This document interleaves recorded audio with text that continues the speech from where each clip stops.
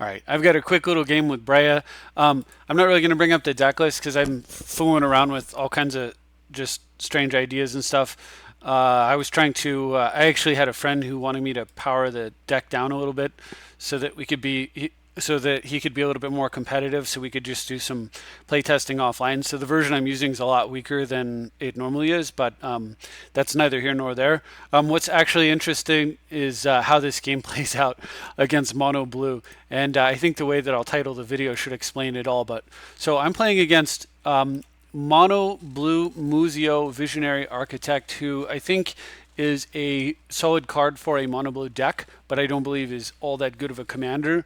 Um, However, if you get him running, it certainly can be. The fact that it's tinkering cards into play as an instant is pretty gross. I can imagine activating this guy and slamming like batter skulls and all kinds of other crazy things into play, worm coil engines and stuff. It's actually pretty savage. So this guy's strong. He's a little bit slow, but very, very powerful. And it is positive that he's cheap. So he generates mana and cards. He's cheap. He's blue. I guess he's all right. Anyway, I'm facing him and I'm playing Breya. And here's one of the powered down cards that I was using against my friend because he was complaining about Mind Twist. So anyway, I have this opening hand here, and I'm thinking about how to sequence it. And I decide, of course, I'm going to keep. So in this game, I took out well, let's see how this runs out. So first of all, my opponent leads off with Brainstorm, and then turn two, he does the foolish, this thing that I wish, it's been like 8 years, and I still can't get this ridiculous habit to die, no matter how many Winter Orbs I play. I actually started playing Winter Orb just to punish people for doing this. Tap out and press F8. So stupid in 1v1. It's the worst thing you can possibly do. Anyway, but it opens a window up for me to play unmolested, basically. So I'm going to go ahead and end of turn, Enlightened Tutor, and I'm going to go fetch myself a land tax. So we're going to get land tax down and try to generate. So I generate card advantage, and then we'll use the cards in hand to generate mana advantage. So my opponent, on the other hand, he plays third turn Trinket Mage, and he fetches, I believe, Soul Ring. So I quickly do the math on how many islands I can take here. I can take 2 without going over, so I go ahead and snag those and get my Dark Confidant down. Opponent's now got Soul Ring into Hedron Archive into a copy effect on the archive. So hold on a sec. Let's pause. I have 2 mana out. My opponent has 2, 4, 6, 7, 8, 9, 10 mana to my 2. And he's playing Mono Blue, a guy that rewards him for having mana. I am in so much trouble. Anyway, I tax up. Oh, I declined to tax this turn, but I drew Copy Artifact, which is fantastic. So I at least get to copy a Hadron Archive and then play Coalition Relic. He runs out his Commander and then plays Mystic Remora and runs out a Nykthos. So he went from 10 mana to 2, 4, 6, 7, 8, 9, 10. Plus he can put it into, he can subtract, go to -2 is 8. Plus, well, if we could just get past this, 9, 10, 11, 12. So he's actually at 12 mana now. But I've started to catch up. 3 to 6 and a charge is 7 this turn. Plus I can play land is 8. And that is all I need. So I'm running into Mystic Remora. I'm giving him cards, but I Vandal Blast and run out of Vedalken Shackles. Now, if you look at the so Blast obviously was well worth it. He went up 1 card, down 3 cards. Plus he also went down 6 mana, which is absolutely worth it. And then with Vedalken Shackles, he went up 1 card in hand, but he's going to go down 1 permanent in play. So that's going to cancel out. I'm going to actually end up +1 permanent in play. So as a matter of fact, even though Vedalken Shackles said my opponent draws a card when I play it, I actually end up 1 card ahead. He goes up 1 card, down 1 card, so zeroes out, and I go +1 card, which actually tells you that under normal conditions, Vedalken Shackles is actually +2 cards, or the equivalent in card count of an Ancestral Recall, where you go -1 +3. Vedalken Shackles is -0 +2, basically. And that's not even counting when it starts blocking. So when you start blocking, there are creatures with it. One of the reasons it's so good. So anyway, my opponent finally realizes he should probably attack into my Dark Confidant. I go ahead and tax the last island into my hand, and then main phase, I'm going to hit him with the underpowered Mind Twist.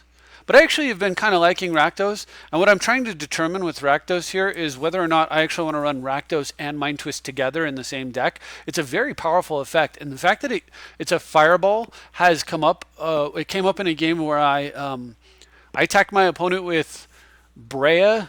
So he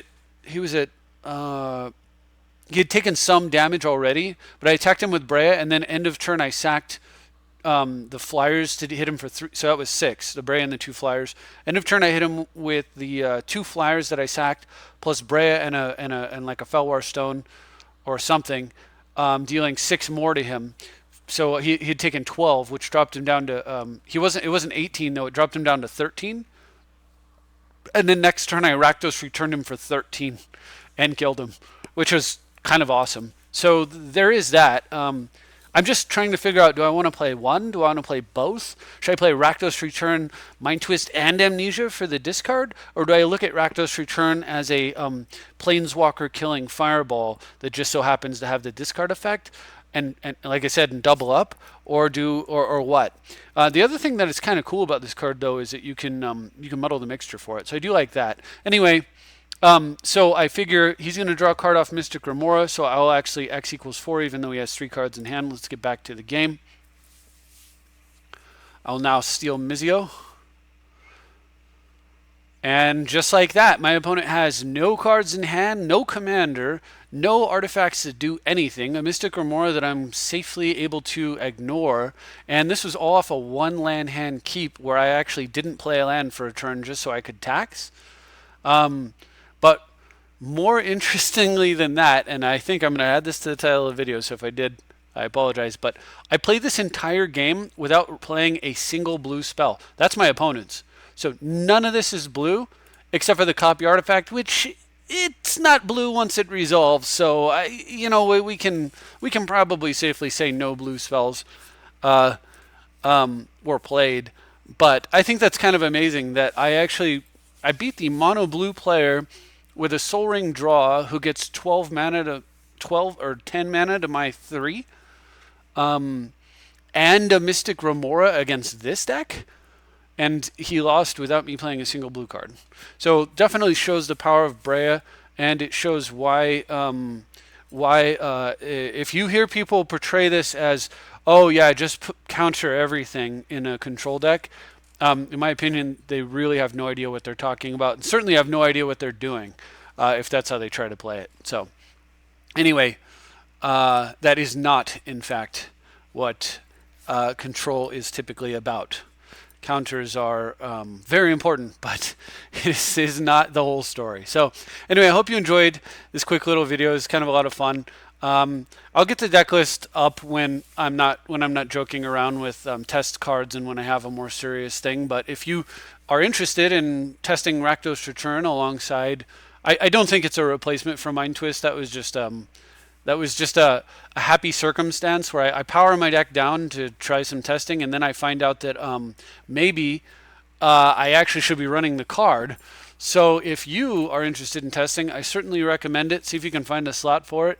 I look forward to your input on that, and thank you for watching. That's all I have. I'll see you next time.